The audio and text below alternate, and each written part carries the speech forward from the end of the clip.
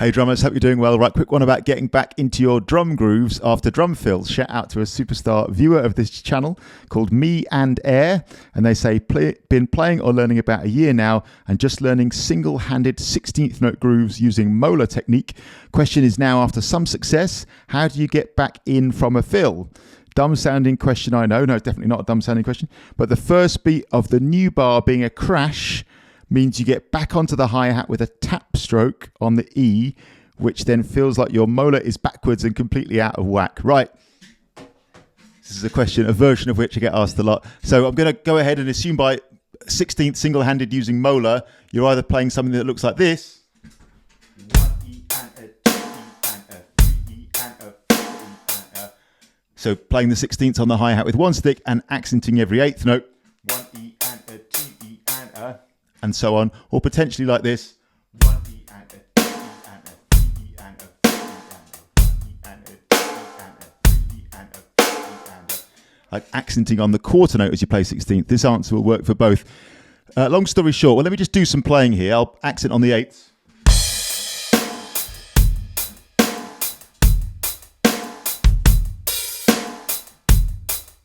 I'll go into a drum fill.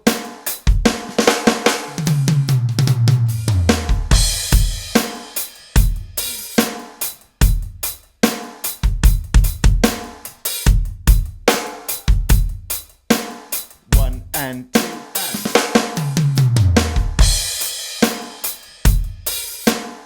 So long story short, and people might disagree about this, by the way, this is just my take on it. A lot of the time, I just simply miss out the E and just come in on the and. I think if you're going at a much slower tempo, then the E is kind of nice to get in. If you're going really, really much slower, and a 3 E and a 4 E and a. Here it comes. E and a 3 and a 4 E and a 2 E and a. In that case, I would just play it. So you're making the same movement, 1 E and a 2 E and so on. And all it is your stick takes a little journey up to the crash, assuming you're hitting the crash with the same stick as you're hitting the hi-hat. We are assuming that in this video. 1 E and a 2 E and a 3 E and I'm gonna hit the crash again. 1 E and a 2 E. So with a bit of rehearsal, I think if you're going slow enough, sufficiently slow, playing the E shouldn't be a problem. You just keep the, well, shouldn't is a big word, but with enough repetitions and sitting at your kit, working on it, that will start to flow. Again, if you work on it enough. But as it goes faster, I personally, again, people might disagree with this, I personally think it's perfectly fine to miss out the E. The point is, as long as it feels good. So I've been playing the drums for a very long time, and I've done a number of gigs. I don't even want to think about how high that number is, but no one's ever said to me, oh, it was good, but yeah, you didn't play that E on the hi-hat. Like if you think that's something that musicians care about, trust me, it isn't. They care about, does it feel good? Does it groove? Does it work? And I would just, without even really thinking about it, to be honest, I would happily leave out the E as things got faster.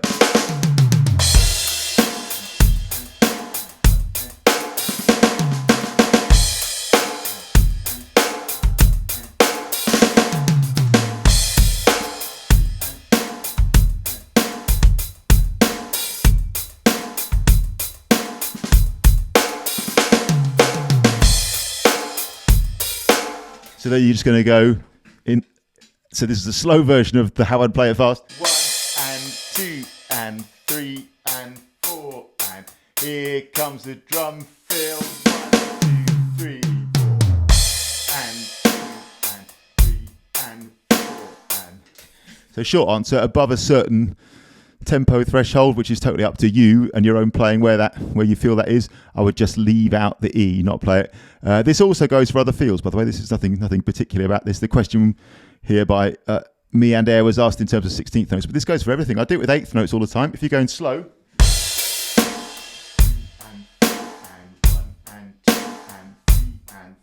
and here comes the drum fill. 1,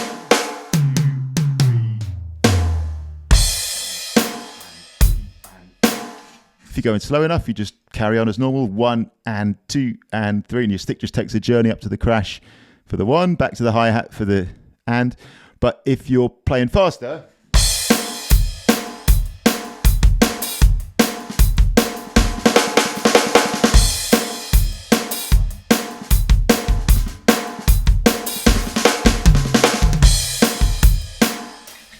Then you just leave out the and coming on the 2 in that case. 1, 2, and 3, and 4. And that's completely fine as far as I'm concerned. Remember, there's no rules in drumming. You do what makes the music feel good and sound good and flow. And the age-old rules apply. If you look out, people are tapping their feet, jumping up and down, loving it. You've won. That's it. That's the business we're in. And just going back to that 16th thing, if you're accenting just on the quarter note, if you're playing 1 E and a, E and a, E and a, I'd give exactly the same answer. If you're going sufficiently slow, 1 E and a, E and a, here's a drum fill.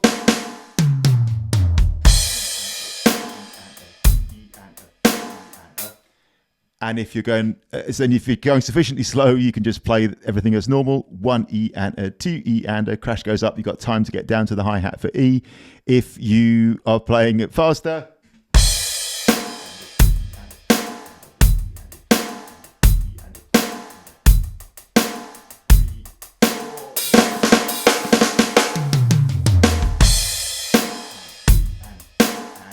you can either do that, come in on the 2.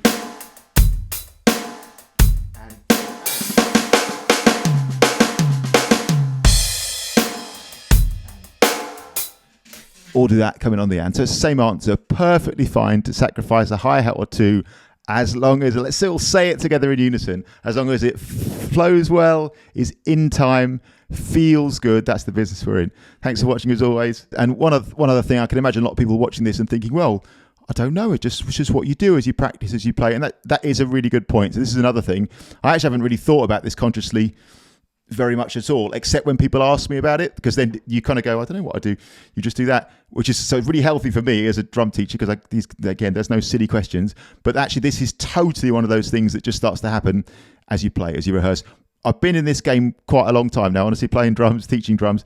When people ask questions, almost always in the question, there's a little moment where a light bulb goes on in your head as you're listening to it. And you think, this is where the heart of the answer is. And the tell in this question, which is a perfectly brilliant question, is I've been playing for about a year now. Remember, playing the drums for a year or so, doesn't matter how many hours you've put in, it's really, in the grand scheme of things, not a huge amount of time. I've been playing the drums for about 30 years and I feel like I'm only scratching the surface. So the point is, these things do come good with a lot of this stuff. Keep doing your practice, keep following your practice plan, keep doing your thing. Keep the faith, keep working. All things come good in time. If you're committed and focused and you work and you just enjoy the process of improving, all these things will come good. Thanks for watching. See you soon.